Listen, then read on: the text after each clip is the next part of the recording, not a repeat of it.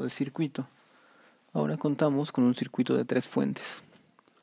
Cabe mencionar que el teorema de superposición, si yo quiero obtener, siempre me va a funcionar para cuando yo quiera obtener únicamente una variable en mi circuito, más no toda la resolución. Si yo quiero en este caso Bx, el Bx real será, utilizando el teorema de superposición, será dado por la suma algebraica de las respuestas individuales que me otorga cada fuente por separado. ¿Sí? Es decir, tengo que analizar el circuito para cada fuente. Únicamente debo tener activa una sola fuente por cada análisis. Si tengo 3 fuentes, en este caso, tendré 3 respuestas. Si tengo 20 fuentes, tendré 20 respuestas. Vamos a pasar a proceder al análisis. El primer circuito es cuando voy a mantener una de las 3 fuentes activa. En este caso me conviene emplear la primera fuente de 6 amperios manteniéndola activa. Siempre que activemos una fuente hay que redibujar el circuito. Mi circuito me quedaría de la siguiente forma. Fuente de 6 amperios, resistencia de 10 ohms, fuente que se elimina, se cortocircuita, en este caso la de voltaje, fuente de corriente se abre y resistencia se queda, la de 20 ohms. Vemos que este circuito ya no conviene ponerlo así y solamente lo puedo tener aquí. No debo perder la diferencia de potencial que me están pidiendo, Bx en este caso. Con un divisor de corriente lo puedo obtener fácilmente. Primero obtengo la corriente y luego aplico ley de Ohm para sacar el Bx. Entonces la corriente Ix sería la corriente total que entra al nodo, 6 amperios que entran y se dividen en 2. Luego multiplicado por, no por la resistencia donde yo quiero calcular, sino por la otra. Y finalmente entre la suma aritmética de las dos, que me comparte o que me hacen el circuito paralelo. Décima y décima me quedan 2 tercios. Tercera 1, tercera 2, 2 por 2, 4 amperios. 4 amperios de corriente que circulan en este lazo. Y estos 4 amperios multiplicado por la resistencia me otorga el valor del voltaje. 4 amperios por 10 ohms. Esto me da 40 volts. Y esta es mi primera respuesta. Bx' tenemos que sea 40 volts. Ahí tengo la primera respuesta. Paso a analizar la siguiente respuesta manteniendo otra de las fuentes activas.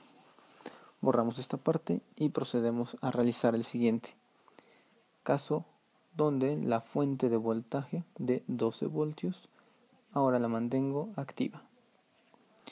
Les recuerdo que solamente hay que mantener una sola fuente activa. Esta, como es de corriente, se mantiene abierta. Esta resistencia es de 10 ohms. La fuente de voltaje se encuentra aquí. Y finalmente una resistencia. Esta otra fuente de corriente se mantiene abierta también. Ahí están 20 ohms y 12 voltios. Ya no tiene sentido mantener estas relaciones abiertas, estas conexiones, y dibujar el circuito así. Ahora, como me piden a mí la diferencia, es importante saber que los signos vienen así.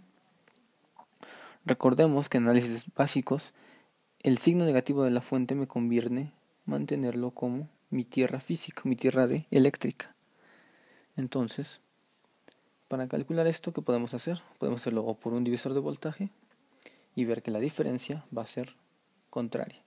Aplico un divisor de voltaje que es lo más sencillo. El voltaje Vx sería los 12 volts que están activos por el voltaje en por la resistencia donde yo quiero calcular mi voltaje, que es la de 10 ohms, sobre la resistencia total del circuito. En este caso son 30 ohms.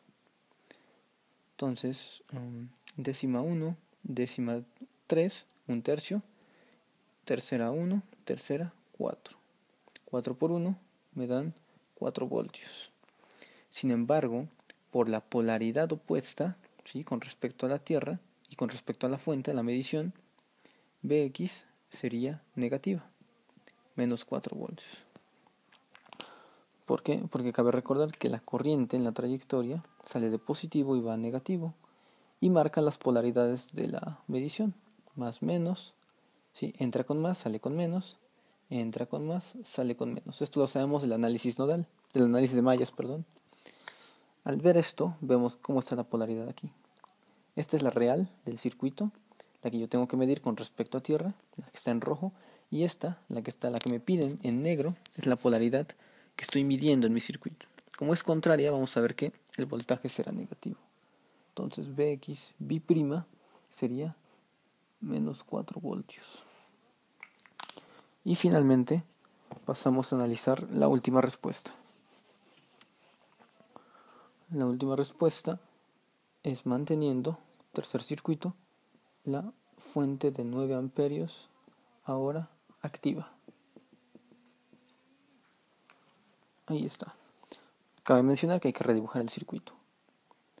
Aquí está la fuente de 6, la abro, resistencia de 10, queda intacta, fuente de voltaje cortocircuitada, fuente de corriente activa y con valor de 9 amperios, resistencia de 20 ohms. Medición, o mejor dicho lo que se me pide como variable, Bx. Esto ya no funciona como conexión y el circuito me queda así. Otra vez tengo un divisor de corriente, donde hay una corriente de entrada que se genera o que se divide en dos. Podría calcular la corriente y finalmente con esta corriente calcular el voltaje o la tensión. Entonces es una IX de nuevo. 9 amperios como corriente total que multiplica no a esta resistencia, sino a la otra, 20 ohms, sobre la suma de las resistencias que me intervienen en el paralelo, que son 30 ohms. Décima y décima, 2 tercios, tercera 1, tercera 3. 3 por 2, 6 amperios. 6 amperios que circulan por la resistencia de 10.